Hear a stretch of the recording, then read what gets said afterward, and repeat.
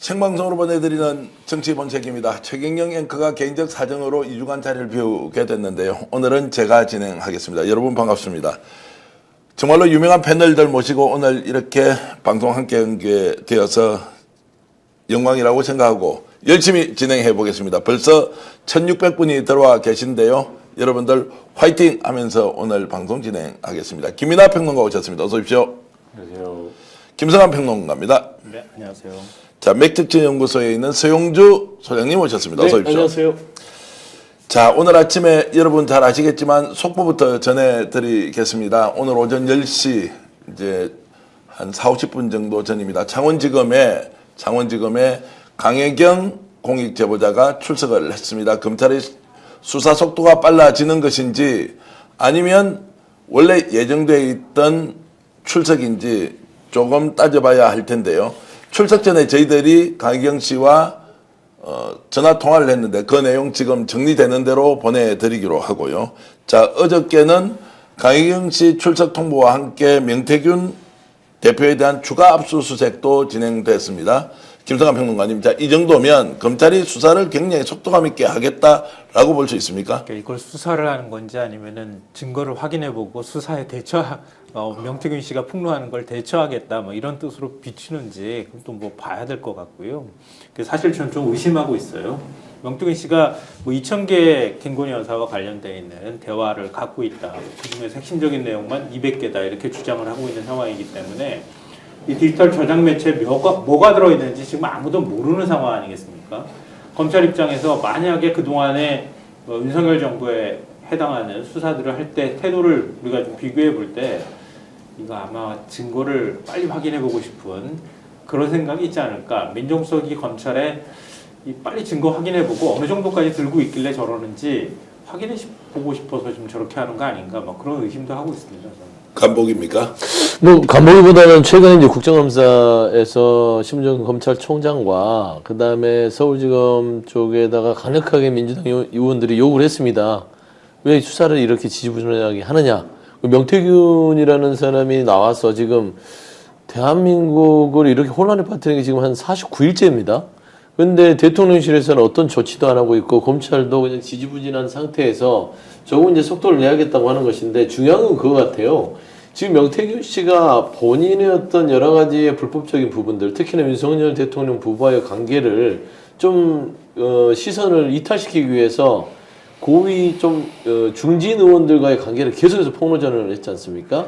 근데 이제 검찰이 어떤 수사의 방식으로 시점을 두는지를 봐야 될 것 같아요.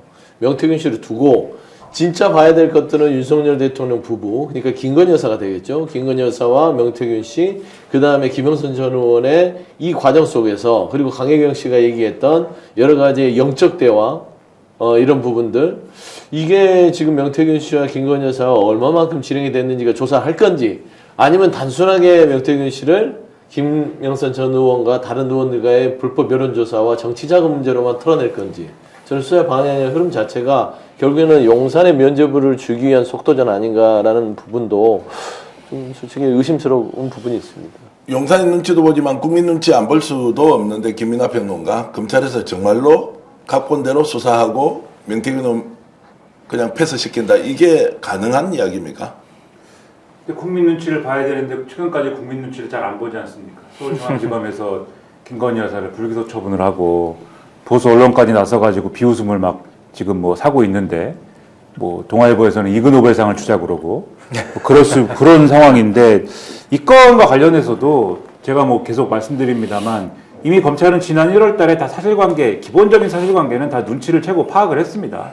이 사실관계에 대해서 명태균 씨가 등장하고 김영선 전 의원이 등장하고 그리고 이게 어떤 내용이다라는 것은 물론 여기에 김건희 여사와의 공천 거래 의혹이라든가 이런 게 구체적으로 나오진 않았지만, 이 명태균 씨가 김건희 여사를 팔고 다녔고 이준석 뭐 대표를 팔고 다녔고 이런 내용들은 이미 지역 언론이라든가 그다음에 한국경제신문이라든가 이런 데에 익명으로 보도가 됐었거든요, 이미. 그리고 그게 보도가 됐다는 거는 이미 검찰이 그 정도 내용까지는 파악을 그 시기에 이미 했다는 건데, 지금 이제 거의 11월이 다 돼가지 않습니까? 날도 추워졌는데. 이 10개월 동안 그냥 가만히 있었다라는 거는 무슨 뜻이겠습니까? 검찰 입장에서는 이게 우리가 수사를 하면은 뭐가 나온다라는 거를 대략적으로는 알고 있었다라는 거잖아요. 예감을 하고 있었다라는 거잖아요. 그리고서는 여태까지 내버려 뒀다는 거는 이게 검찰 입장에서는 부담이 가는 사건이다라는 거를 이미 이제 알고 있었다라는 거고요.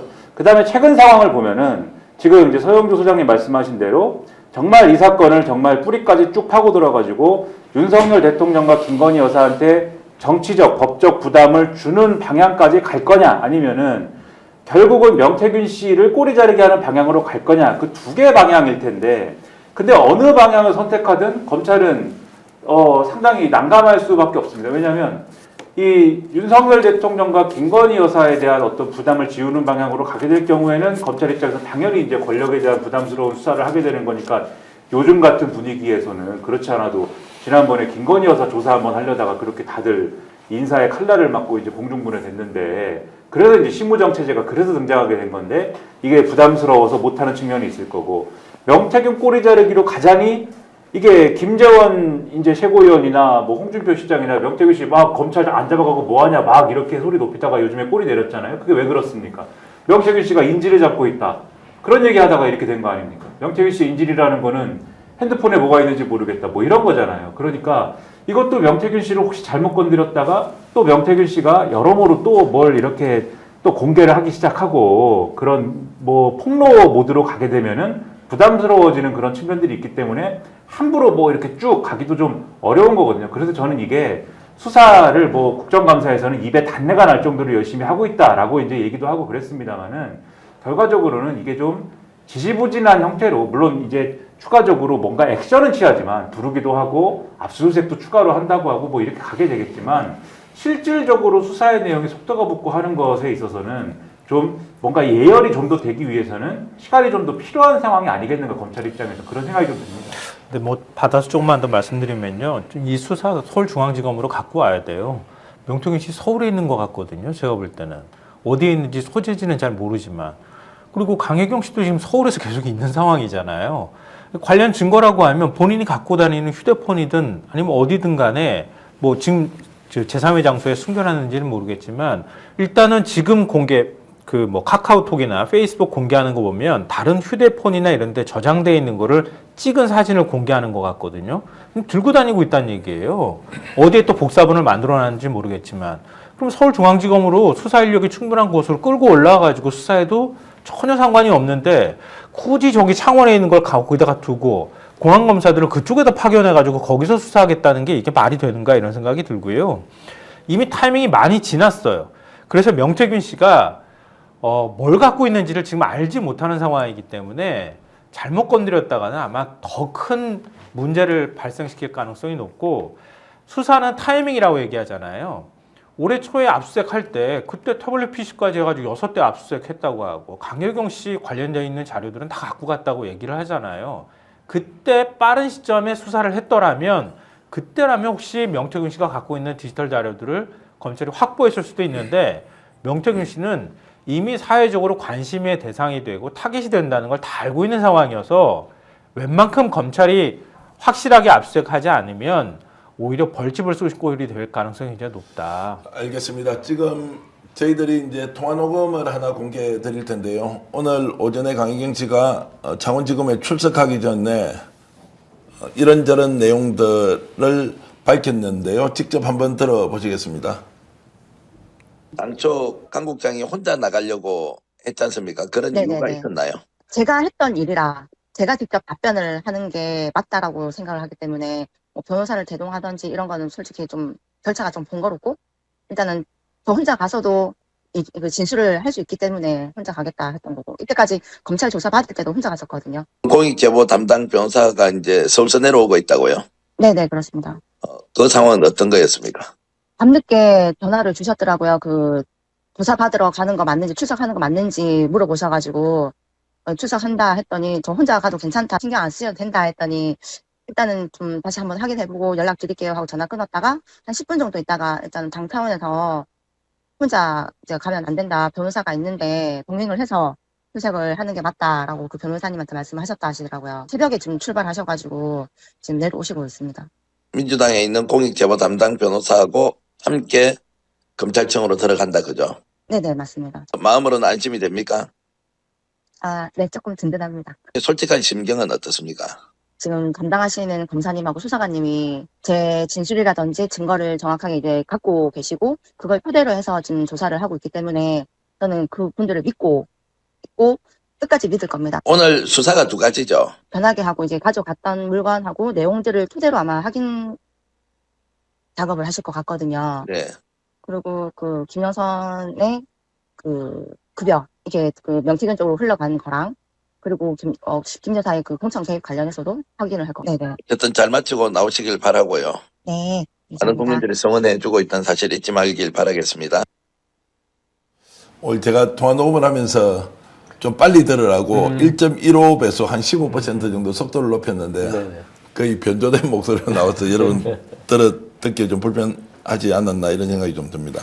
어쨌든 오늘 검찰 수사를 하고 있고 오후 6시까지 일단 조사를 끝내준다라고 얘기를 했다고 들었습니다. 그리고 그 민주당에서 지금 그 공익신고자 권익보호위원회 담당하는 변호사가 이동혁 변호사인데요. 이동혁 변호사가 아마 창원으로 내려가서 함께 출석해서 조사받는 과정을 지켜보고 법률적 조언을 할 것이다. 이런 말씀까지 드리겠습니다. 자, 이제 다른 소식으로 좀 넘어가 보겠습니다. 어저께 스픽스가 단독으로 보도한 내용인데요. 지난 대선 과정에서 허경영과 명태균이 뭔가 접촉을 했다.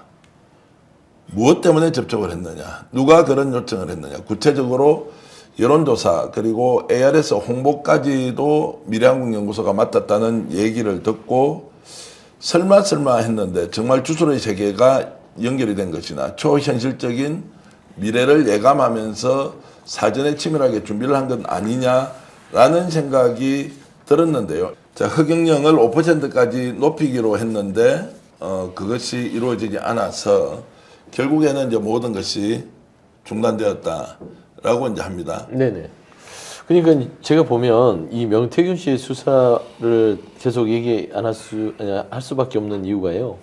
명태균 씨는 지금 본인이 감옥에 가기 싫어서 계속 용산에 SOS를 치는 거거든요. 그러면 두 축입니다. 우리가 지금 밝히고자 하는 것은 명태균 씨가 어떤 여러 가지의 어떤 그 인연을 통해서 윤석열 대통령 부부와의 어떤 관계 속에서 공천에 개입하고 또 김건희 여사는 명태균 씨를 신뢰하고 하면서 국정의 여러 가지 것들을 반영했다. 이 부분이 지금 주가 된다면 명태균 씨는 지금 보면 여러 그 정치 인사들 속에서 여론 조작을 통해서 뭔가 불법적인 일을 저질렀다는 부분들이 드러나는 거거든요. 이게 두 축입니다. 지금 말하면 명태균 씨가 진행하는 이쪽 부분들, 정치인들과 여론 조작 부분은 별도로 우리가 보고 우리가 또 집중해야 될 거는 정리해서 김건희 여사와 명태균 씨의 관계는 또 별도로 봐야 되는 것들이 검찰이 잘못하면 이거를 흐트러뜨릴 수가 있어요. 네. 그래서 저는 오늘 뭐 허경영과 이 명태균 씨의 어떤 여러 가지 관계 속에서 볼 수 있는 것은 명태균 씨가 정상적인 어떤 여론 조작 외에도 아까 이제 우리 대표님께서 얘기했듯이 어떤 좀 허황된 어떤 이런 여러 가지 상황들을 좀 주장하면서 이 정치권에서 브로커 역할을 한 게 아닌가라는 생각도 좀 듭니다. 어제 그 내용은 이제 이렇게 저희들이 공개를 해보니까요. 생각보다 반향이 크진 않더라고요. 허경영이 무슨 지난 대선 과정에 개입할 수 있느냐. 5% 여론조사를 올리면 자 TV 토론에서 허경영이 나가서 이재명 후보를 공격하고 그 반사의 이익을 윤석열 대통령이 볼 수 있다. 후보가 볼 수 있다. 문제 이런 거였는데 반향이 크지 않다는 것은 결국 실패했다는 것. 그럼에도 불구하고 명태균의 계획은 도대체 얼마나 크고 그리고 대단했기에 허경영과도 만나서 하늘궁에서 잠을 여러 번 잤다고 하거든요. 자, 이 부분도 그냥 해프닝으로 끝내고 넘어가면 되겠습니까? 근데 근본적인 어떤 그 정치 공간에서 이루어지는 여론조사가 어떤 문제가 있는지 지금 우리가 확인하고 있는 것처럼 어떤 틈새가 있었다는 거잖아요. 그러니까 언론사를 끼고 들어가는 여론사 같은 경우에는 관련되어 있는 자료들을 중앙선거 여론조사 심의위원회에 제출하지 않아도 된다는 거잖아요. 근데 그런 것들을 어떻게 활용했는지 이제 앞으로 조사해 보면 알겠지만 PNR 조사 저는 굉장히 의심스럽거든요. 근데 PNR이 언론사하고 끼고 가는 조사도 있고 미래한국연구소가 언론사를 끼고 나왔던 여론조사도 있단 말이에요. 그런 것들을 활용하게 될 경우에는 이런 식으로 여론 조작이 얼마든지 가능하다고 하는 걸 보여준다. 그러니까 우리가 정치권에서는 알만한 사람들은 알고 있었던 사실인지 모르겠지만 이번 기회에 그 틈이 얼마나 컸는지를 확인하는 계기가 됐다 이렇게 보이고요. 명태균이라는 사람이 허경영하고 어떤 관계가 있었는지는 전혀 알지는 못하지만 아마 그 정치권에서 이 정도로 27명의 의원들이 어느 정도는 이름을 알고 있었다라고 얘기할 정도면은, 그리고 경남이나 경상도, 경북까지 포함해서 경상도 지역에서 명태균이라는 이름이 그렇게 많이 알려져 있었다고 할 정도면은 대선을 준비하는 허경영 씨 귀에도 아마 들어갔을 가능성이 있겠다. 그러면 그 사람한테 찾아가면 여론조사도 잘 나오고 이름을 좀 더 알리거나 영향력을 키울 수 있다고 하는 소문이 만약에 들어갔다고 한다면 두 사람이 뭔가 모종의 얘기들을 주고받았을 가능성이 있겠다 이렇게 싶고요. 마지막으로 이건 정말 제 내피셜이지만 김건희 여사 영적 대화를 나눴다고 하는 사람 아니겠어요? 그러니까 명태균이라는 사람이 가지고 있는 뭐 매력이면 매력이고 정치인들을 휘어잡는 능력이면 또 능력인데요. 그런 말재주가 있는 사람이라는 거예요. 그런 면에서는 허경영이라는 뭐 정치인인지 종교인인지 구분이 애매모호한 사람하고 대화는 굉장히 잘 됐을 것 같다. 그런 면에서는 서로 소통할 수 있는 부분이 있었을 것 같다 이런 생각이 듭니다. 허경영과 관련된 녹음 내용이 있는데 잠깐 들어보시겠습니다. 여론조사는 오늘 나오나요? 아니요, 내일까지 돌리신다 하시던데. 좀 허경이가 좀 나와야 되는데. 그래, 안 그래. 저기 허경이도 저 밑에 아들 밥줄인데. 네네. 눈치 끌고 있을 건데. 그거 줄 때는 나름대로 5% 나와야 뭘 할까 해라. 뭐 0. 몇 %인데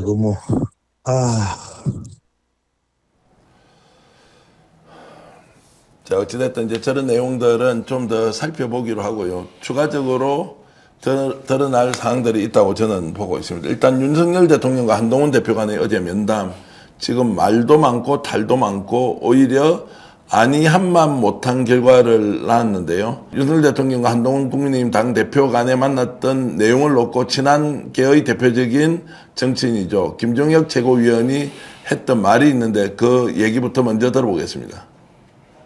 굉장히 좀 씁쓸해 하시더라고요. 아니, 뭐, 아시다시피 지금 김건희 여사와 관련된 논란은 2년 반씩이나 이 정권 출범 이후부터 계속 블랙홀로 모든 걸 빨아들이고 있지 않습니까? 예.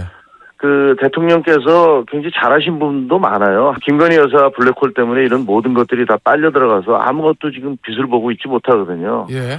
그렇기 때문에 저희 입장에서는 이게 김건희 여사 문제를 해결을 하고 여야 의정 갈등 문제를 이걸 처리하지 못하면 앞으로 우리 선거에서 너무나 어렵고 힘들게 될 게 뭐 불보듯 뻔하지 않습니까? 그래서 이 문제에 대해서 이제 매듭을 지어야겠다. 앞으로 2년 반도 이런 식으로 끌려갈 수는 없다라는 다짐 뭐 이런 것들을 위해서 대통령을 만나 뵌 건데 대통령실의 인식은 뭐 그것과는 상황을 너무 좀 안이하게 보시는 게 아닐까 하는 그런 우려가 좀 있었어요. 자, 용산 절대 바뀔 마음이 없다. 김이나 평론가. 이제 저렇게 되면 민심은 돌아섰고 국힘은 한동훈을 저렇게 때려버리면 자, 특검하든 말든 우리는 모르겠다. 이렇게 대통령이 생각을 하고 있는 겁니까? 뭐 할탱을 해봐라 뭐 이런 태도 아닙니까? 그 대통령이 어제 얘기했다고 하지 않습니까? 이 국민의힘 의원들이 위헌적인 특검법에 대해서 뭐 지금까지 어쨌든 막아준 거에 대해서는 고맙게 생각한다 이렇게 얘기했고, 그런데 그럼에도 국민의힘 의원들이 야당과 어쨌든 행동을 함께 한다고 하면 그건 내가 받아들여야지 뭐 별달리 뭐 어쩔 수 없지 않겠느냐 뭐 이런 취지로 얘기했다고 하잖아요. 근데 그게 말 그대로의 그냥 그 문장 그대로의 의미가 아니라 뭐 할 테면 해라 뭐 이런 얘기 아니겠습니까? 한동훈 대표한테 할 자신 있으면 어디 해봐라 뭐 이런 뉘앙스지 않습니까? 그리고 나서 그 다음에 이제 만찬은 대통령 참모 중진 추경호 원내대표 이렇게 불러갖고 한 거잖아요. 그 자리에서 여러분 뭐 특검 하고 싶으면 하세요 뭐 이렇게 얘기했겠습니까? 그 자리에서는 이것을 막아내야 되고 당과 이 용산 대통령실이 하나가 돼가지고 해야 되는데 한동훈 대표 왜 저러는지 모르겠다 뭐 이런 얘기 했을 거 아니에요. 그러니까 그런 태도를 보면은 여전히 윤석열 대통령은 특검에 대해서는 계속 어쨌든 뭐 받아들일 생각은 전혀 없는 상태고, 한동훈 뭐 어디 한번 해봐라 겨우 몇 명이나 모을 수 있겠어 뭐 이런 태도인 건데, 그런 태도인 거를 그런 분위기인 거를 아니까 한동훈 대표가 어제 이제 그 20명 가량의 사람들을 모아가지고 이 세과시를 하고 뭐 이런 순으로 가는 그런 과정이겠죠. 그런데 이 친한계의 어떤 이 목소리나 이런 거를 잘 들어보면은 자신들이 20명을 모아가지고 이번에 민주당이 발의한 특검법에 동의를 하겠다 뭐 이런 게 아닙니다. 그런 게 아니라 사람들을 말리고 싶은데 그러니까 특검법에 대해서는 기본적으로 안 된다라고 하는 입장이고 친한계는 특검은 안 되는 건데 사람들을 말리고 싶은 건데 말려지지가 않는다라는 거거든요. 그러니까는 특검을 부결시키자라고 하는 명분이 이제는 없지 않느냐라는 거에 가까워가지고 여전히 이제 특검을 자기들이 주도적으로 통과시키겠다고 그러는 건 아닌데 그러면 논리적으로는 형식 논리적으로는 지금 세 가지가 남는 겁니다. 그러면 행동 방침이 첫째 자신들이 어쨌든지 간에 지금은 그런 입장 표명이라고 할지라도 나중에 가서 민주당이 주장한 어쨌든 특검법에 뭐 이래저래 하더라도 특검법에 결국은 동조해서 이거를 통과시키든가 그렇죠? 그렇게 하든가 그게 아니면 둘째 이 소위 말하는 이제 이재명 대표하고 이제 어떤 협상을 통해 가지고 그 지금 만난다는 거 아닙니까? 회담을 하겠다고 지금 얘기하는 거잖아요. 협상을 통해 가지고 민주당의 특검법 중에 마음에 안 드는 것들을 바꿔달라고 해서 그게 추천권이든 아니면 이 어떤 다룰 수 있는 사건의 범이든 간에 마음에 안 드는 거를 바꿔달라고 해서 그걸 협상을 한 다음에 그것에 대해서 동의하는 방식으로 하든가 아니면 세 번째 민주당하고 이제 같이 하는 방식이 마음에 안 들면은 자체적으로 자기들의 안을 내던가 이 세 가지밖에 없는 거잖아요. 형식 논리적으로 특검에 대해서는. 그런데 이 세 가지에 대해서 지금 결론을 내고 하나로 의견을 모아서 움직일 수 있는 분위기는 또 전혀 아닌 것 같기 때문에 앞으로 한동훈 대표의 추가적인 결단과 결심과 움직임이 있지 않으면 의견을 하나로 모으기가 대단히 어려운 구조다 이렇게 말씀드리겠습니다. 제가 이제 좀 참지 못하는 상황은 이런 겁니다. 자, 국힘을 상대로 너희들 할 테면 해봐라. 한동훈 나 인정 안 해. 뭐 이건 좋다는 거예요, 김상환 평론가. 근데 윤석열 대통령이 저런 이제 사진 또는 뒤에 나오는 얘기들은 국민에게 뭔가 던지는 메시지가 있을까? 아닙니까? 자, 국민들한테는 뭐 어떤 이야기를 하는 겁니까? 어떤 의미로 국민들이 읽어야 합니까? 윤석열 대통령의 이런 이상한 행동에 대해서. 전 어제 윤석열 대통령이 그 부산에 가가지고 그렇게 얘기를 했잖아요. 업보로 생각하고 돌을 던져도 맞고 가겠다. 이게 금정구 범어사에서 한 발언이라고 알려져 있는데요. 그러니까 그 발언을 기사를 통해서 접하고 가슴이 막 답답해 오더라고요. 얼마나 많은 국민들이 비슷한 생각을 할까. 그러니까 거의 국민 여론 신경 안 쓰겠다는 얘기거든요. 그러니까 저는 이전에는 고난국복의 서사를 혼자 쓰고 계신다 이런 표현을 썼는데요. 이제는 아예 그 단계를 뛰어넘은 것 같아요. 아예 3차원에 살고 있는 거 아닌가 싶어요. 그러니까 윤 대통령은 자기의 권력 행사라고 하는 것에 대한 어떤 인식 자체가 굉장히 부족한 정치인이다.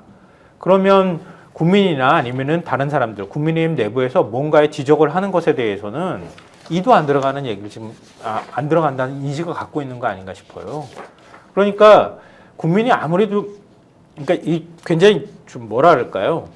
이 아예 뭔가 이중적인 그 인격을 갖고 있는 사람처럼도 느껴지는데요. 그러니까 걱정은 해요.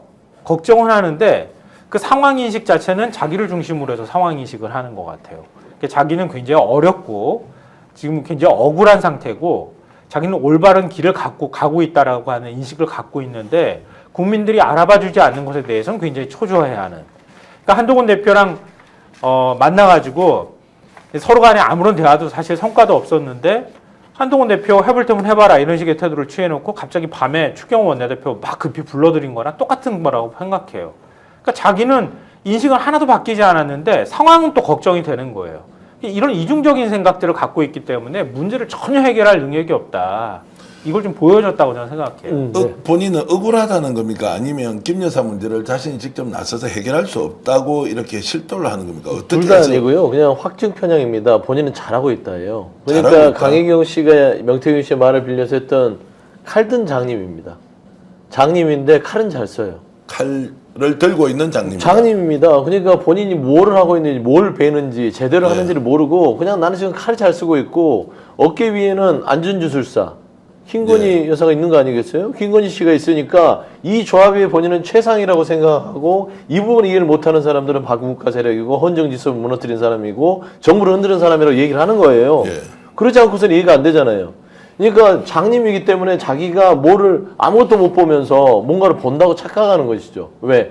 뒤에 본인의 어깨에 앉은 주술사가 계속해서 얘기해 주는 게 맞다고 생각하고 그렇게 해서 본인이 대통령 자리까지 왔기 때문에요. 그거는 거의 주술은 아니더라도 본인 인생을 살면서 그냥 정말 이 검찰 내에서도 인정받지 못했던 윤석열이라는 검사가 대통령까지 올 때 그 본인 어깨에 완전히 이 김건희 이 여사라는 주술사의 말을 들었기 때문에 본인이 여기까지 왔다고 생각하는 거예요. 그래서 저는 이 김건희 씨를 흔드는 세력들은요, 정말로 이거는 자기를 죽이려고 하는 세력이다. 그렇기 때문에 돌을 맞아도 열심히 한다. 제발 열심히 안 했으면 좋겠어요. 열심히 하면 다 망가지는데. 그렇지 않습니까? 그래서 저는 그 부분에 대해서는 윤석열 대통령은 바뀔 거를 우리는 기대하면 안 된다.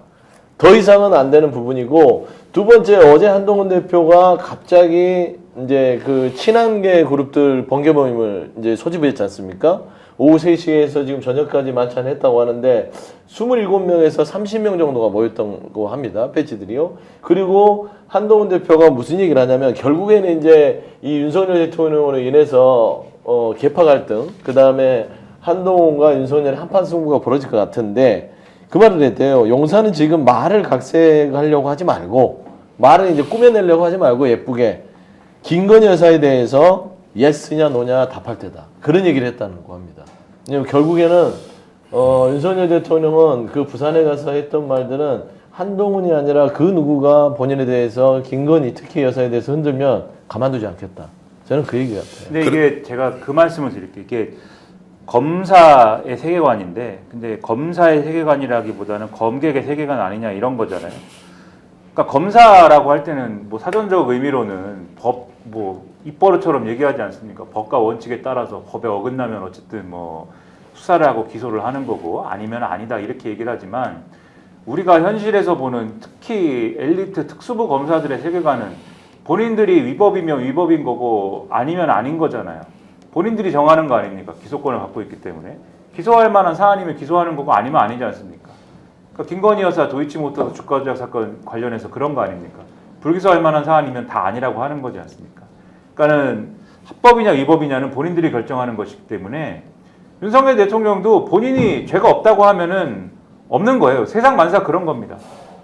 그러니까 김건희 여사 문제도 그렇고 자기 주변 사람들 문제도 그렇고 본인이 죄가 없다고 생각하면은 충분히 죄가 없게 만들 수 있는 세상을 살아온 게 아닌가 의심이 돼요. 그러면 이제 와서 이제 한동훈 대표가 와가지고 김건희 여사가 죄가 있다고 하는데 뭐 그게 어떤 죄든 간에 법적인 죄든 정치적인 죄든 뭐 어떤 여론의 죄든 간에 죄가 있다고 하는데 대통령이 죄가 없다고 하면 죄가 없는 거죠. 그러면 죄가 대통령의 뜻에 따라서 죄가 있을 수도 있고 없을 수도 있는 세상이라고 하면 여당이 해야 될 일은 뭐냐면 우리 편을 지키는 거죠. 그러니까 이 세계관에서는 죄가 있고 없고를 따지는 게 중요한 게 아니라 우리 편을 지키고 상대편이랑 싸울 거냐 아니면 상대편의 자리에 서가지고 우리 편하고 겨룰 거냐 이게 중요한 건데, 그러니까 윤석열 대통령 눈에는 한동훈 대표가 얼마나 괘씸해 보이겠습니까? 지금 상대편의 자리에 서가지고 나한테 칼을 겨누겠다는 거잖아요. 그러니까 어제 우리가 본 사진이나 그런 류의 사진이 그래서 이제 나오는 거다라고 저는 생각을 하고, 그래서 그런 상황에서 사실 이런 걸 돌파하려면은 한동훈 대표도 지금 지금 서영주 소장님 말씀하신 이제 용사는 말을 각색하지 마라 이런 게 무슨 얘기냐면 가가지고 그렇게 얘기를 했다는 거지 않습니까? 김건희 여사 활동 중단 선언을 하십시오라고 했더니 윤석열 대통령이 이미 활동 중단을 하고 있어라고 답했다는 건데, 그게 한동훈 대표는 그게 그렇게 억울하다는 거예요. 왜냐하면 나는 활동 중단을 하겠다는 선언을 하라고 그랬는데 왜 활동 중단을 하고 있다고 답을 하느냐? 선언을 하라고 하지 않았느냐? 선언하라는 게 무슨 얘기냐면 사과하라는 얘기거든요. 나는 이런 잘못을 했기 때문에 앞으로 활동 안 하겠습니다. 이렇게 하라고 그랬더니 이미 활동 중단하고 있는데 너는 왜 활동을 또 중단하라고 그래? 이렇게 받은 게 그게 지금 말의 각색이라는 거잖아요. 그러니까 지금 근데 그게 중요한 게 아니고 정확한 법적인 책임을 지웠느냐, 어떤 정의가 실현되었느냐, 명분이라는 차원에서 지금 나라가 제대로 돌아가고 있느냐 이런 걸 얘기를 해야 된다. 들끓는 여론을 이 용산에 대한 어떤 비난을 어떻게 하면 잠재울 수 있느냐, 이거는 그만 이제 용산에 얘기를 하고 어떻게 정의를 실현할 수 있느냐를 한동훈 대표가 얘기하지 않으면은 그거 아무리 20명 30명 모아가지고 해물탕집에서 해물 뭐 이걸 먹어도 그거는 답이 안 나오는 얘기다. 특검에 대한 답을 내놓아야 된다. 이 말씀 그래서 드리는 겁니다. 근데 지금 그 검사의 세계관에 대해서 얘기해 주셨는데요. 한동훈 대표하고 만나서 주요 이제 나눴던 대화 내용에 전부 그게 다 들어가 있어요. 그러니까 예를 들면 한남동 라인 정리하십시오 이렇게 했더니 구체적으로 뭘 잘못했는지 얘기해. 그 불법 행위를 저질러서 뭐야, 인사권은 나한테 있어 이렇게 얘기하는 거고요. 김건희 여사 관련되어 있는 문제 얘기하니까 명태군하고 연결되어 있는 부분 검찰이 수사하잖아 이렇게 얘기하고, 그리고 김건희 여사 관련되어 있는 문제에 대해서도 그것도 법적으로 해결해야 될 문제지 내가 뭐 더 특별히 할 게 없는 거야. 그리고 오히려 더 자기 부인 걱정을 하는 거죠. 많이 힘들어하고 있더라. 이렇게 얘기를 하고 대통령실 관계자 말로는 김 여사가 살이 많이 빠지고 지금 관저에 누워있는 지경이다. 이런 얘기까지 나오고 있는 상황인데요. 그러니까 세계관이 불법이냐 합법이냐 이 경계로만 모든 걸 판단하는 거예요. 이 사람은. 근데 정치는 그게 아니잖아요. 정치는 그게 아닌데 여전히 지금도 그런 세계관으로 세상을 바라보고 있고 그리고 아타 정확하게 선악이라고 하는 이분법적 개념으로 바라보고 있으니까 방금 전에 얘기했던 것처럼 한동훈은 내 편 될 거야 아니면 상대편 될 거야. 지금 국민의힘 의원들한테도 똑같이 강요하고 있다고 생각해요. 나는 믿지만 야당 편이 될 사람들은 야당 편이 된다는데 어떻게 하겠어? 한번 해봐. 이렇게 지금 생각하고 있는 거 아닌가 싶어요. 자, 이제 국민의힘이나 또는 보수신문에서 얘기하는 것조차도 이제 듣지 않겠다. 뭐 야당과 또는 뭐 진보 언론에서 얘기했던 것은 뭐 차치하더라도 아예 보수 또는 집권 여당 내에서도 하는 이야기 아예 안 듣겠다. 그렇습니다. 그럼 아니, 어떻게 됩니까? 윤석열 대통령은 전광판이 멈춰도 본인의 길을 가겠다라는 얘기를 하는 겁니다. 뭐 1%도 아니라 그냥 전광판이 멈춰도 민심이 멈춰도 나는 내가 길 가겠다. 내 배우자 지키고 가겠다. 이게 옳은 길이다. 그 얘기를 하는 거거든요. 그러니까 윤석열이라는 이 참 해괴한 이 캐릭터를 대통령으로 가지고 있는 대한민국에서는 윤석열 대통령에게 일말의 기대를 건다는 것은 굉장히 에너지를 소모하는 것이다. 결국에는 주변 환경을 바꾸고 결국에는 민심이 결국에는 대통령을 심판하도록 할 수밖에 없는 상황에 이르렀다고 봐요. 그래서 지금 한동훈 대표가 뭐 잘했다는 건 아니지만 참 묘하게 한동훈 대표와 윤석열 대통령은 한 몸인데도 불구하고 지금 안에서 지금 말하자면 무협지 같은 한판 승부가 벌어지고 있지 않습니까? 그러니까 결국에는 한동훈은 보수층에서의 민심, 그 다음에 용산은 윤심, 그리고 국민의힘 내부에 있는 윤심이 민심과 윤심의 대결에서 누가 이길 것인지 이 부분에 대해서는 이제 저희는 지켜보고 이제 평가를 할 부분이긴 하나 민주당이 중요하죠. 그래서 이재명 대표가 굉장히 좀 영리하게 들어갔던 부분들은 한동훈 대표에게 만나자고 제안을 했고요. 만나자는 제안 속에는 특검 얘기도 있을 것입니다. 최근에 특검 발의를 했죠. 8+5로서 13개 조항을 해서 더 강력한 특검, 김건희 여사의 특검을 발의했는데 저는 이재명 대표가 한동훈 대표와의 만남 속에서 특검에 대한 충분한 조율을 가지고 들어갈 거라고 봐요. 그래서 한동훈 대표에게 본인이 당신이 원하는 만큼의 독소장을 덜어줄 테니 그러면 이번에는 우리가 여야가 합의해서 김건희 특검을 통과시켜보자 라는 아마 생각을 충분히 이재명 대표가 하고 있지 않을까라고 봤을 때는 그 보수층 내에서의 보수층의 민심과 윤심의 충돌 플러스 이 민주당에서의 어떤 특검의 지원 사격이 들어가면 윤석열 이 정권이 언제까지 버틸 수 있을지 그것도 힘들 것이다. 방금 전에 그 보수신문 말씀하셨으니까요. 보수신문 사설 3개만 제가 간단하게 소개해 드릴게요. 조중동이 오늘 사설을 썼는데요. 제가 오늘 참 오랜만에 보수신문을 굉장히 재밌게 읽었어요. 이것 말고도 기사 중에서도 굉장히 많은 내용들이 들어가 있는데요. 조선일보 사설 제목이에요. 민망하고 졸렬한 작금의 정권 풍경이에요. 뭐 여러 예를 들기는 했는데요. 사설의 마지막에 이렇게 돼 있어요. 그러니까 지금 이런 사태 해결 못하면 윤 대통령이 이렇게 두면 거부권이 무력화되고 그렇다면 그 사태의 파장은 특검이 실시되는 걸로 끝나지 않는다. 누구보다 윤 대통령이 잘 알고 국민들도 알고 있는데 그런 처지의 정권 핵심부에서 작금에 벌어진 모습들은 참으로 졸렬하고 민망하다고 하지 않을 수 없다. 이렇게 조선일보가 사설로 썼고요. 중앙일보는 버티기 선택한 윤 대통령 이번에도 실기하려나 이렇게 얘기했는데 번번이 뭐 명품백 사건이냐 이종석 호주 대사 문제나 이렇게 했을 때처럼 터닝 포인트 될 때마다 그 제대로 된 타이밍 못 맞춰서 화를 키웠는데 이번에도 명태균 문제 실기하면 다음 기회는 영영 없을지도 모른다. 이렇게 해서 사설에서 쓰고 있고요. 동아일보는요. 한동훈 이재명 회담서 김여사 특검법 합의점 찾아야. 아예 그냥 한동훈 이재명 회담에서 그냥 특검법 합의 윤 대통령이나 대통령실은 기대할 게 없으니까 거기서 합의점 찾아가지고 그냥 해버리라는 거예요. 조중동이 지금 이렇게 가고 있는데요. 이거는 정권이 완전히 무너졌다는 신호입니다. 동아일보 하나 더 썼어요, 그리고.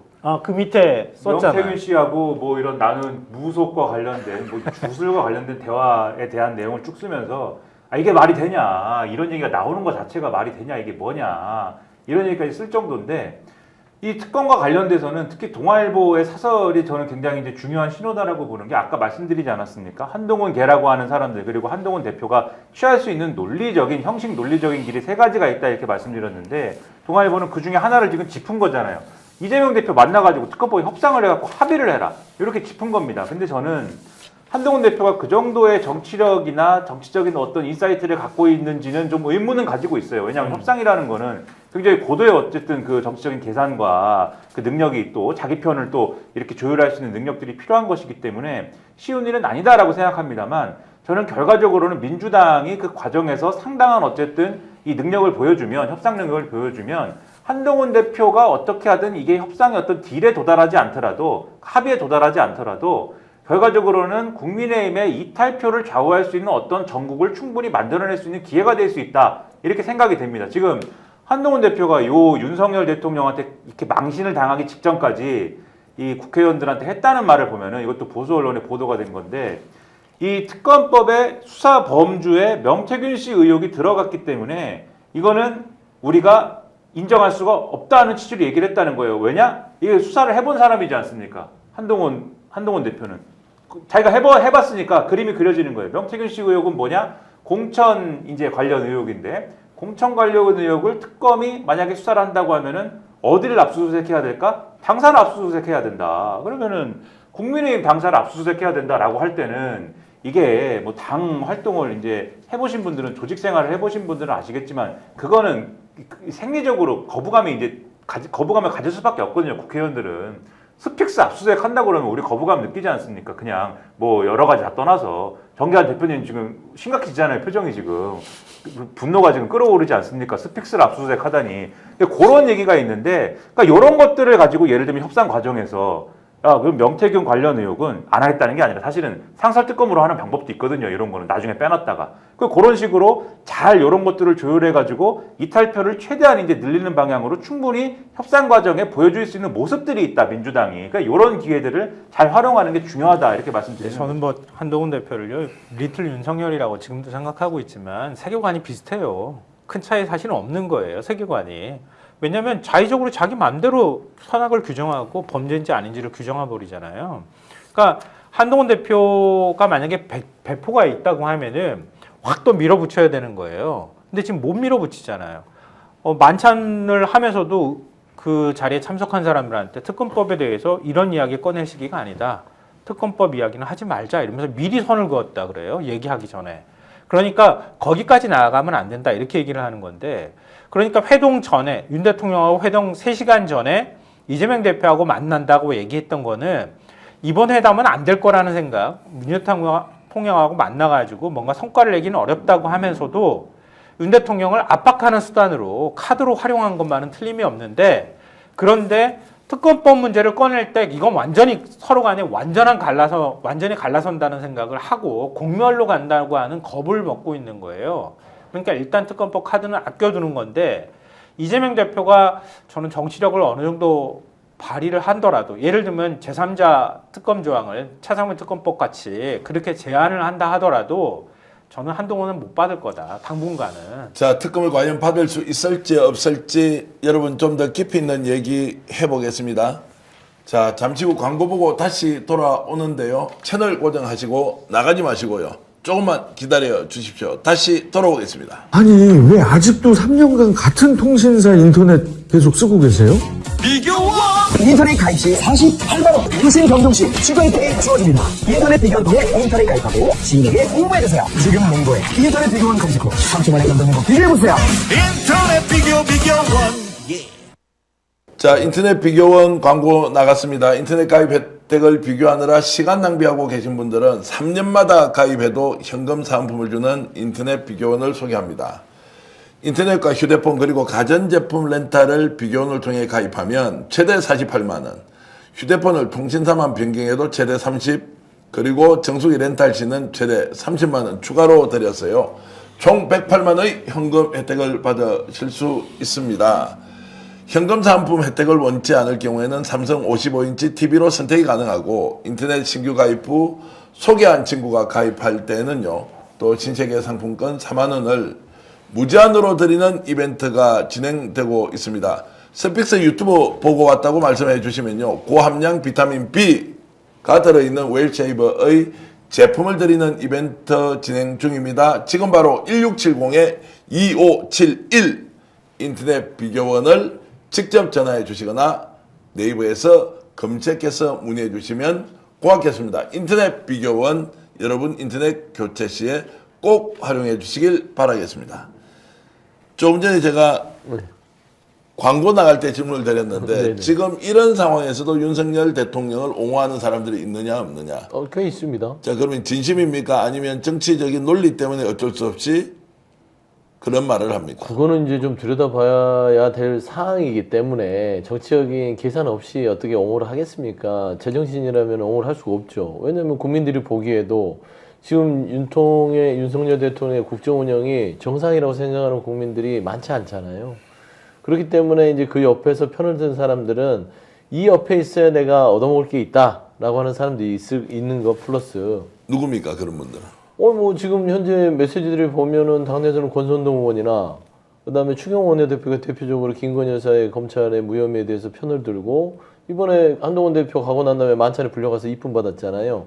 그 이쁨 받은 자리에서 보면은 중진 의원들이 또 한동훈 대표 차담이 있는 날 저녁에 밥을 먹었다는 거예요. 국민의힘에서요. 그러면 현재 지금 한동훈 대표의 언행에 대해서 계속해서 지적하는 사람들이 누굽니까? 뭐 홍준표, 윤상현 드러나 있잖아요. 패널들 중에는 뭐 서정욱 뭐 변호사라든지 장해찬 전 최고라든지 뭐 김진 전 뭐 중앙일보 논설위원들 이런 분들께서 지금 현 정권에 대해서 계속해서 방어를 하고 있는데 저는 일단은 뭐 그거는 본인들의 계산이라고 치더라도 오래가지 못할 거는 같아요. 그러니까 방어 불가라는 건 아까도 김성환 평론가께서 얘기했지만 조중동의 사설 자체 흐름을 보면 민심을 저버릴 수 없는 거거든요. 만에 하나 조중동이 윤석열 대통령 편든다고 어떤 글을 쓸 수 있겠어요? 검찰처럼 뭐 구겨넣기 식으로 논평과 사설을 씁니까? 그거 있을 수 없는 일이잖아요. 그렇기 때문에 이 흐름 자체는 오래가지 못할 것이다 라고 봤을 때는 윤석열 대통령이 이런 식으로의 터닝포인트, 최악 마지막 터닝포인트가 될 것 같아요. 여기서 이제는 마지노선으로 무너지면 걷잡을 수 없이 기댈 데가 없을 것이다. 그래 보입니다. 당분간은 제가 볼 때는 아직까지는 때가 아니다 이렇게 생각하는 근거는 뭐냐면요. 일단 첫째는 유승민 효과예요. 그러니까 국민의힘 의원 구성 자체가 경상도 굉장히 많이 치중이 돼 있잖아요. 특히 TK 쪽에 많이 몰려 있는 상황이란 말이에요. 근데 그런 상황에서 만약에 거부권이 무력화되고 난 다음에 그 다음에 탄핵소추 발의까지 들어가게 돼버리면 그 책임을 오롯이 다 떠안아야 되거든요. 근데 이미 박근혜 탄핵이라고 하는 사태를 겪었기 때문에 그 책임이 어떤 방식으로든 현역 의원들한테 갈 수밖에 없는 상황이에요. 그러니까 내가 먼저 나서기에는 좀 부담스러운 상황인 거죠. 그러니까 아예 한동훈 대표 쪽에서 친한계가 그 친한계도 똑같이 우려하고 있다고 보거든요. 윤 대통령이 만약에 친한계가 그렇게 밀어붙이려고 그러면 당 그냥 쪼개버리는 수가 있거든요. 그래서 탈당해버리거든요. 그리고 난 다음에 저쪽은 영원한 배신자 이렇게 해버리면은 한동훈 대표 대권 도전도 사실 없어지는 거나 마찬가지라는 거죠. 그러니까 쉽게 도전하지 못하는 측면이 하나가 있고요. 둘째로는 아직도 먹을 단물이 좀 남아있어요. 제가 볼 때는. 왜냐하면 윤 대통령이 국민의힘 의원들 불러가지고 한 말이 있잖아요. 예산 편성권하고 거부권 활용하라고.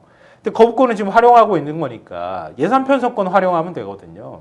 근데 어찌됐든 윤 대통령이 당장 거꾸러지지 않는다고 하면 내년 예산이든 아니면 내후년 예산이든 한 2년 정도는 더 지역구 예산을 받을 수 있단 말이에요. 그거는 적극적으로 정부 예산 편성하는 단계에서부터 숨길 수도 있고요. 그러니까 그런 게 남아있기 때문에 총선은 대선 이후에 치러지는 거라서 아직까지는 단물을 좀 더 많이 먹어도 괜찮겠다. 대통령을 넘어뜨리는 것보다 조금 더 버텨주는 것도 필요하다라고 하는 현실적인 아마 요구가 있을 거라고 저는 생각합니다. 김민하 평론, 그러면 특검 쪽으로 이번에 밀어붙이더라도 국민의힘에서 파열되어서 동의를 하지 않을 가능성이 높다 이렇게 보시나요? 그러니까 조직적인 흐름이 만들어지기는 지금 이런 방식으로는 어렵다라고 보여요. 근데 제가 계속 말씀드리는 게 이탈표가 만들어지는 흐름은 장담할 수 없는 거다. 이렇게 말씀드리는 거예요. 그건 같은 말 아닌가요? 이탈표가 8표만 나오면 그냥 넘어가는 거잖아요. 조직적인 흐름이라는 건 지금 구분해서 보셔야 될 게 친한계가 똘똘 뭉쳐가지고 예를 들면은 지금 기존에 만들어져 있는 이탈표 4표에다가 플러스 20표 이렇게 만드는 방식은 제가 볼 때는 어려운데 네. 지금 친한계들이 계속 주장하는 게 우리가 어떻게 못하는 의원들이 20명 플러스 알파가 있다라고 지금 주장하는 거 아닙니까? 그러니까 친한계로 조직되어 있지는 않는데 그리고 친한계도 사실은 자기들이 20명이 완전히 조직된 건지는 장담 못하는 거잖아요. 지금 정말 한동훈 대표가 일사불란하게 한동훈 대표가 뭐 앞으로 가 하면은 20명이 바로 앞으로 가는 거냐? 앞으로 가 했는데 사실은 뭐 2명, 3명 앞으로 가는 거거든요. 20명은 해물탕 먹을 때만 오고. 그러니까 이런 구조인데 근데 요 20명 외의 다른 사람들이 지금 예를 들면 이탈표에 이탈 합류를 하고 있다. 이게 지금 친한계의 주장입니다. 지금 정확하게 얘기를 하면 우리는 그게 누군지 모른다라고 지금 주장을 하고 있어요. 그런데 윤석열 대통령이 계속 이런 식으로 가면 이 잘 모르겠는 20명 정도의 사람들 중에 이탈이 추가적으로 나올 수 있다. 지금 논쟁 구도가 이 논쟁 구도거든요. 그리고 이 소위 말하는 그 친윤계도 사실은 그 논쟁 구도 안에서 친한계랑 지금 논쟁을 하고 있는 구도거든요.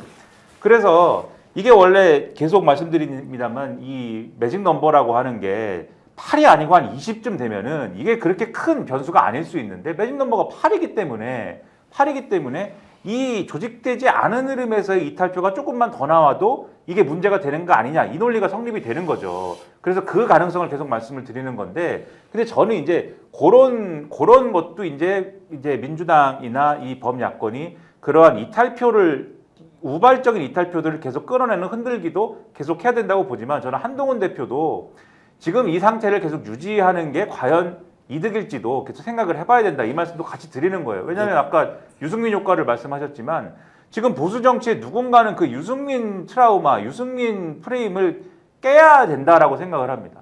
그러니까 이걸 못 깨면 이제 내가 배신자가 돼가지고 배신자가 돼서 유승민이 된다. 이걸 깨지 않으면은 이 보수 정치에 영원히 이 어떤 리뉴얼은 불가능한 것이고 제가 이 어제 해물탕 모임에 대해서 뭐가 생각났냐면 삼국지라는 걸 보시면 삼국지 비유도 맨날 이준석이 해서 사실은 저는 하기 싫은데 삼국지에 보시면은 동탁이 막 이렇게 전횡을 부리고 하니까 초반부에 보면은 왕윤이 뭐 이거 참 나라가 걱정된다고 그래가지고 신하들을 막 모아요. 그래가지고 자기 생일이라고 뻥을 치고 모은 다음에 사실은 내가 생일이 아닌데 나라 걱정하자고 모였다라고 해서 중신들이 모여가지고 막 울고 한탄하고 하는 모임을 만듭니다. 근데 밤새도록 울고 한탄만 해요. 그래서 어떻게 합니까? 거기 같이 있던 조조가 답답해서 못 살겠다고 그래갖고 왕윤한테 칠성보도를 빌려가지고 동탁을 암살하러 갔다가 암살을 못 해가지고 도망가지 않습니까?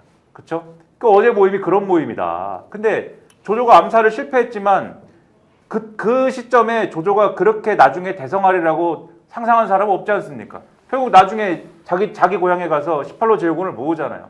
그 생각을 하지 않으면 안 된다. 이제는 한동훈 대표가. 지금 이제 아니 탄핵이 아니고 특검이잖아요. 네. 거기에도 이렇게 심각하게 고려를 해야 하나?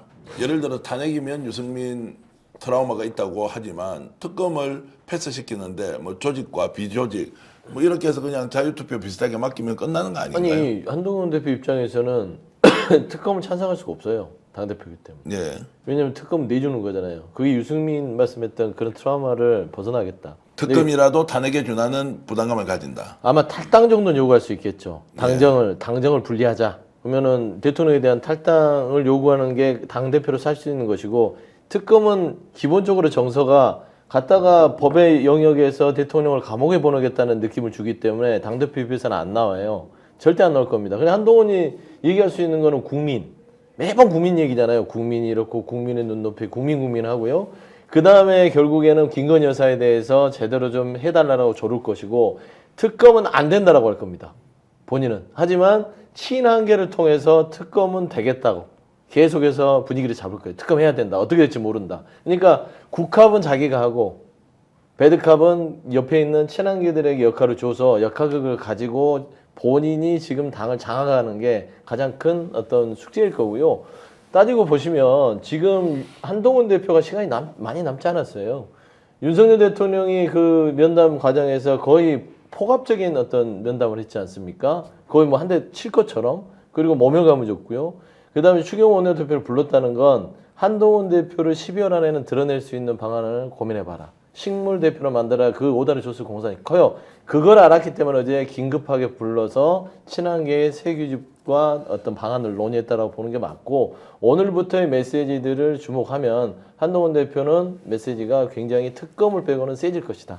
그렇게 보시면 근데 됩니다. 찬밥 신세가 아니고 사실 버린 자식 비슷한 느낌이었고, 너 뭐해 이러면서 정말로 이게 굴욕적으로 이 모임을 주도하지 않습니까? 특히 이제 그 경내라 그래야 됩니까? 거기 걸어갈 때 주머니에 손을 넣고 자신의 참모들을 옆에 데리고 가는 모습에서는, 야, 이게 뭐야, 대통령이 국민들한테 보여주는 모습이 저거밖에 안 돼 라는 생각이 들었는데, 그래도 한동훈이 반발하거나 본인의 정치적 미래를 위해서 결단을 못 내린다, 이것도 웃기는 이야기 아닌가요? 근데 그걸 공멸의 카드로 보고 있기 때문에 못하는 거죠. 그렇게 되면 아까 제가 유승민 효과도 말씀드렸던 것처럼 자기만 죽는 게 아니라 지금 겨우겨우 여기까지 와가지고 한 20명 남짓 모은 거거든요. 그 모았던 사람들이 예를 들면 새가 크면 그 중에도 또 다른 배신자가 나오기도 하고, 또 피해서 방공으로 들어가는 사람도 생기고, 나중에 가서 생존하는 사람도 생길 수 있는데 20명은 너무 적어요. 그리고 20명 가운데서 또 제가 보니까 현역 의원을 골라내라고 하면은 한 10명 남짓 될까요? 그 정도밖에 안 되기 때문에 생존하기가 어려워요. 어디 도망갈 데도 없어요. 그러니까 더 새를 불리지 않으면 한동훈은 딱 특검법을 올리는 순간 그 의원이든 아니면 원외든 그 인사들하고 한꺼번에 같이 죽으러 가는 길이라는 걸 아마 본인은 잘 알고 있을 거라고 생각하고요. 그러니까 추경호 원내대표가 그렇게 얘기했어요. 이탈표 4표라고 하는데 실제로 2표다. 왜냐면 한 명은 기권이고 한 명은 무효잖아요. 그러니까 실제로 2명만 명확하게 얘기를 하자면 2명만 이탈표가 나온 거다. 그러니까 6표 더 나오는 건 쉽지 않다. 이렇게 지금 생각하고 있다고 하거든요. 그러니까 현재로서는 제가 볼 때 한동훈 대표가 만약에 친한계 의원들하고 얘기해가지고 자, 그냥 우리 다 찬성표 던져버립시다. 이렇게 얘기한다 하더라도 지금과 같은 새 가지고는 쉽지 않다는 거예요. 그러니까 계속 흔들면서 가는 거예요. 계속 흔들면서 가고, 윤 대통령 지지율이 더 빠지거나 도저히 안 된다, 윤 대통령한테 기대면 아무것도 기댈 게 없다고 생각하는 그 어느 순간 그게 타이밍이 될 거다, 이렇게 밖에 아마 한동훈 대표는 그 정도까지밖에 생각을 못할 거라고 봐요. 결국 무너지는 것은 내부에서 분열이 일어나고 거기에서 뛰쳐나오는 사람이 있어야 하는데, 국힘 쪽에서는 현재 한동훈 리더십으로는 어렵지 않겠느냐라고 하면, 그러면 마지막에 이제 바라보고 있어야 하는 사람이 명태균입니까? 매일 하나씩 지금 터뜨리고 있지 않습니까? 김연아 평론가, 명태균은 계속 터뜨려 줍니까? 그건 아까도 말씀드렸듯이 이제 검찰이 가닥을 어떻게 잡느냐인데, 저는 명태균 씨가 그러니까 지금 요 패턴을 보면은 매일 하나씩 터뜨리고 있다고 말씀하셨지만 그 터뜨리는 강도나 이런 것들을 본인 딴에는 조절하고 있는 거거든요. 제가 볼 때는. 그러니까는 명태균 씨한테 국민의힘이든 용산이든 명태균 씨한테 다 지고 가시라라는 시그널이면은 이분은 계속 뭔가를 큰 거를 꺼내려고 하는 제스처를 계속 취하는 것이고, 그게 아니라 우리가 어쨌든 좀 조용히 있을 테니까 한번 뭔가 얘기를 해보고 딜을 해봅시다. 법적 리스크를 어떻게 줄여볼지, 뭐 요런 수준으로 접근을 하면은 이분은 이제 뭐 별거 아닌 메시지, 그리고 적당히 지금 용산에는 도움이 되고 이 상황을 뭔가 케어하면서 강혜경 씨의 어떤 메시지에 대해서 저 메시지는 뭔가 믿을 수 없는 메시지야 라고 하는 그런 거를 같이 내놓는 요런 정도로 요런 이제 가닥을 잡는 건데, 그래서 검찰 수사가 어느 방향으로 가는 건지를 지켜봐야 될 필요가 있겠죠. 그런데 아마 명태균 씨 입장에서 그래서 굉장히 지금 미묘한 상황인 게, 명태균 씨 입장에서 뭔가 꺼낼 얘기가 이제 다 떨어진 것 같다라는 뉘앙스를 주면은 검찰은 바로 또 명태균 씨를 치고, 결국은 왜냐하면 이게 게임으로 비유를 하면 이 게임은 결국은 윤석열 대통령과 보수가 다 망하느냐 명태균 씨가 망하느냐 둘 중 하나 아닙니까? 이게 법으로 가져가면, 검찰 수사로 가져가면 둘 중에 하나밖에 없는 거잖아요. 그러면 검찰이 마지막에 가서 가르마를 탈 때는 결국은 명태균 씨의 꼬리를 자르는 쪽으로 가르마를 탈 수밖에 없는 거 아닙니까? 그렇기 때문에 이걸 계속 지지부진하게 끌고 가지 않으면 안 되는 게임이기 때문에 명태균 씨 입장에서는 그 티를 계속 내겠지만 그게 뭐 언제까지 갈지는 뭐 지켜볼 문제인 거죠. 자, 여사의 공천 개입, 그리고 지금 강희경 씨의 국회 정언, 이런 걸 통해서 명태균의 실체가 드러났다, 이제 무너질 것이다라고 하는 것, 지금 벌써 그거 안 되겠구나, 또 장기전으로 가겠다 이렇게 지금 장기전으로 갈 거예요. 검찰 수사가 단기전으로 끝낼 수 있는 방법이 도무지 없습니까? 결국에는 명태균 씨가 본인이 갖고 있는 200개의 이 김건희 여사 갖고 있는 걸 공개하지 않는 이상은 근데 그건 목숨줄이잖아요. 그걸 아니, 공개하는 그걸 순간 버림받는 건데. 공개하더라도 그러면 그 내용도 이렇게 충격적인데 또 아무것도 아니라고 하면서 검찰이 뭉개고 용산도 뭉개고 넘어간다. 아니 검찰은 뭉개려고 수사의 속도를 하는 것이고 명태균 씨의 별건 수사를 예. 가지고 명태균 씨 입을 다물게 할 거예요. 저는 제 추측은 그렇습니다. 명태균이 가장 지금 두려워하는 건 본인의 어떤 휴대폰을 검찰이 마구잡이로 가져가서 그걸 포렌식한 다음에 자기의 별건 수사를 통해서 자기가 가지고 있는 200개 그러니까 본인의 목숨줄이죠. 용산에 나를 좀 살려주시오. 이거 내가 안 터뜨릴 테니까 나를 좀 어떻게 좀 처벌을 가볍게 해주시오. 라고 하는 것인데 별건으로 검찰이 눌러버리면 명태균은 이제 결국에는 자기가 책임지고 다 가는 것이죠. 근데 검찰은 그럴 공산이 크지 않을까. 왜냐면 김건희 여사만 관련이 되면 모든 세상의 범죄자들이요 다 무혐의가 됩니다. 네. 그래서 저는 명태균 씨도 빨리 잠재우라고 오더가 내려오면서 검찰 수사가 속도가 붙은 게 아닌가 생각이 들어요. 근데 한동훈 대표하고 윤 대통령 만났을 때 윤 대통령이 그 문제와 관련해서 명태균 씨 문제와 관련해서 발언한 게 있는데요. 이미 일부 의혹의 경우 검찰 조사가 진행 중이고 의혹이 있으면 막연하게 이야기하지 말고 구체화해달라. 수사하려면 객관적 혐의나 단서가 있어야지 단순 의혹 제기만으로 되는가. 이렇게 한동훈 대표한테 되물었다는 거예요. 한동훈 대표가 그냥 솔직하게 털고 갈 게 있으면 털고 갑시다 이렇게 얘기를 하니까 이런 반응을 보였다고 하는 거예요. 그러니까 지금 명태균이 내놓는 나름의 정황 증거나 아니면 강혜경 씨가 공개하는 내용은 김건희 여사와 직접 연관됐다고 볼 수 있는 게 없다. 그냥 달래주기 위해서 김건희 여사가 대화 상대로만 인정해줬을 뿐이다 라는 정도예요. 그러니까 스모킹건이 안 나왔다고 보는 거예요.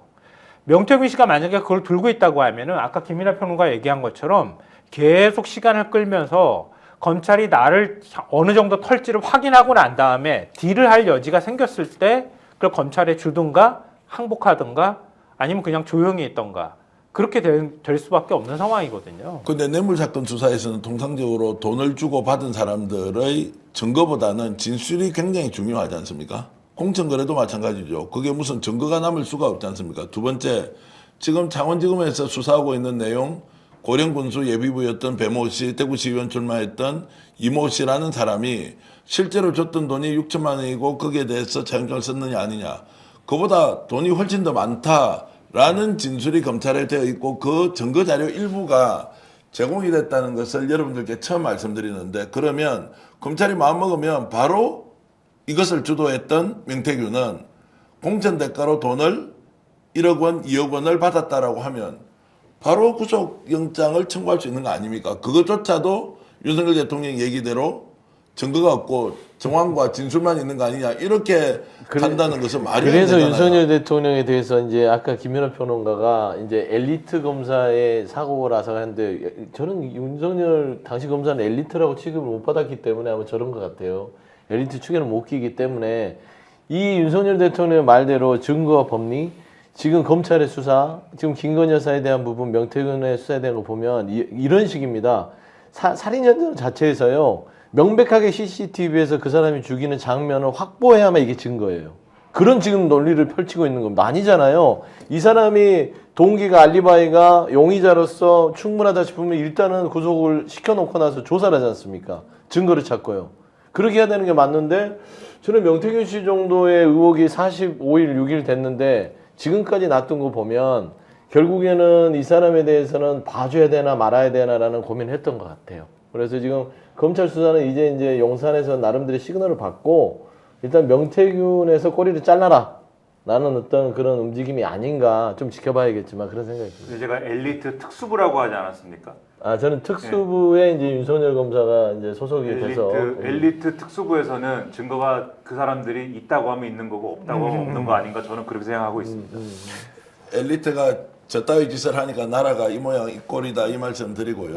뭐 제가 엘리트든 여러분들이 엘리트든 아니면 평범한 시민이든 정말로 법과 원칙 상식대로 살아가는 사람이 너무너무 귀한 세상이 됐습니다. 검찰에서 현재 수사를 하고 있습니다. 창원지검 오늘 강혜경 공익제보자가 출석을 했고 명태균 압수수색을 추가로 했는데요. 돈과 관련된 이야기가 차고 넘친다고 합니다.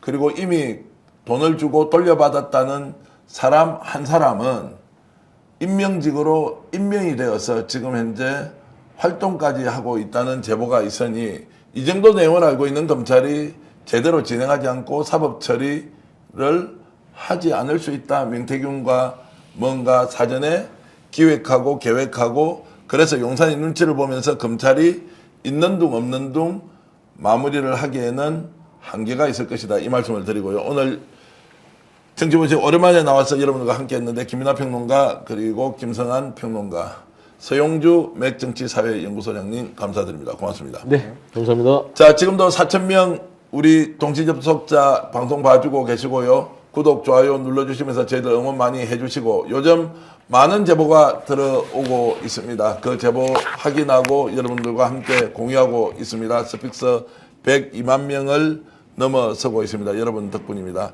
더 열심히 좋은 방송 만들기 위해서 최선을 다하겠습니다. 오늘 정치본색 시청해주신 여러분께 진심으로 감사드립니다. 고맙습니다. 스픽스는 말하는 언론입니다. 대세는 유튜브, 그중에서 스픽스. 좋아요, 댓글, 구독, 알림 설정.